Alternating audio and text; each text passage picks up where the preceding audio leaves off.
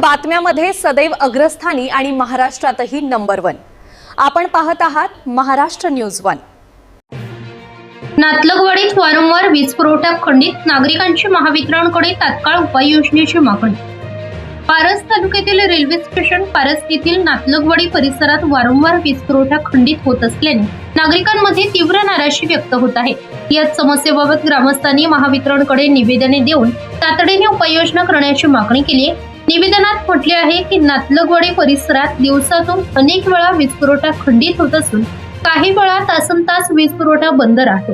त्यामुळे विद्यार्थ्यांच्या अभ्यासात अडथळे निर्माण होत आहेत। तसेच शेतकरी, व्यापारी आणि सर्वसामान्य नागरिकांचे मोठे आर्थिक नुकसान होत असून घरगुती विद्युत उपकरणेही खराब होण्याचा धोका वाढला आहे।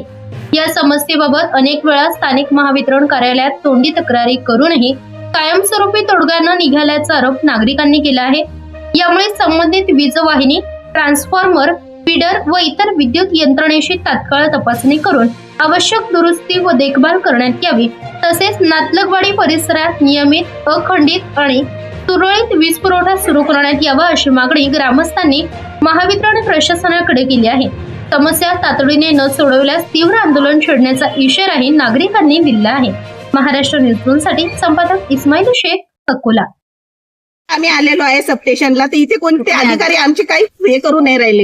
एकही अधिकारी इथे नाहीये। एक अधिकारी नाही ना, आमची काही कोणी कंप्लेंट घ्यायला नाही। दादा, आम्ही शेतामध्ये आमचे घर आहे, आमचे लहान लहान लेकर पाट्यामध्ये राहतात। मग आम्ही कसं करायचं? आमच्या जर लेकरांना म्हणा की कोणाला काय झालं तर कोण जबाबदार राहील? आम्हाला बिल एक तर इतके देतात की बिल आमच्या जीवाच्या वरती देतात आणि लाईनी तुम्ही बंद करता। 102 ला फोन करतो एक साहेब म्हटलं की 102 ला फोन करतो, 102 ला फोन करतो, 102 ला फोन करून काय करणार?